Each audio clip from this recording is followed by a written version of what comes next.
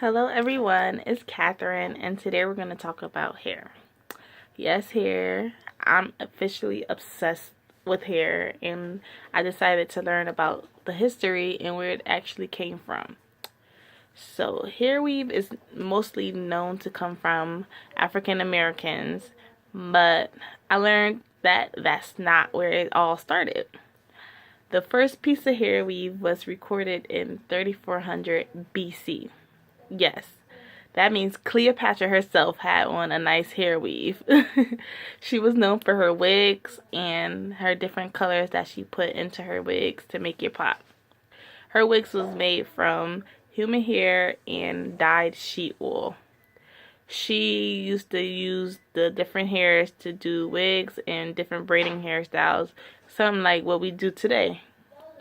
Eventually, the Europeans and Americans caught on to the trend, and according to CuriosityHistory.com, King Louis, he was one of the starters of this trend.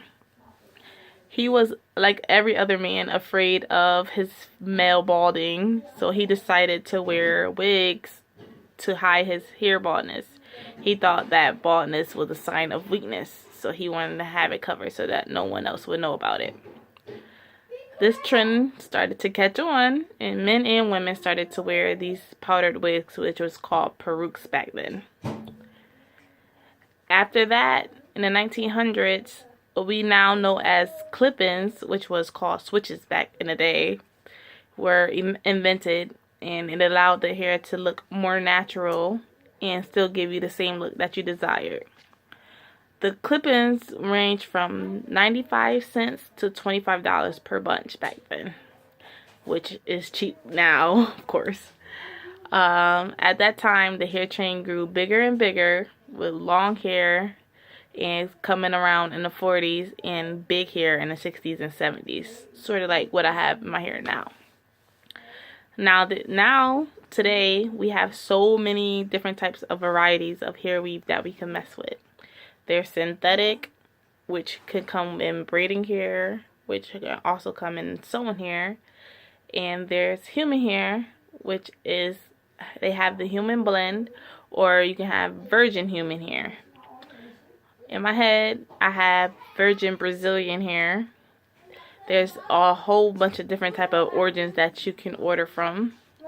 There's Brazilian, there's Peruvian, and there's Eurasian, Cambodian, and there's also, of course, Indian hair. Now, these markets nowadays try to make it seem like people from Brazil and Peru are just chopping their hair off so that we could just sew it onto our scalps. But that's not the case. Most of the hair that we buy and purchase today are from Asia. More specifically, southern India. What happens is a lot of people are into their religion in India, and what they do is they go to temples to donate their hair as an offering to the gods, and in return, the pilgrims, that's the people who cut the hair, are processing and selling the hair to big markets all around the world.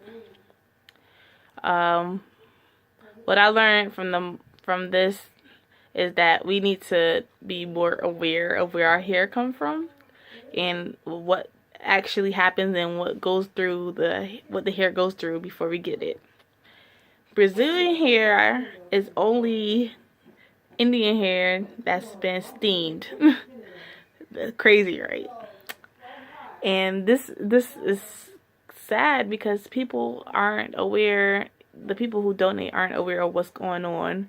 They don't really focus on it because they feel like they're going to be blessed just for donating it.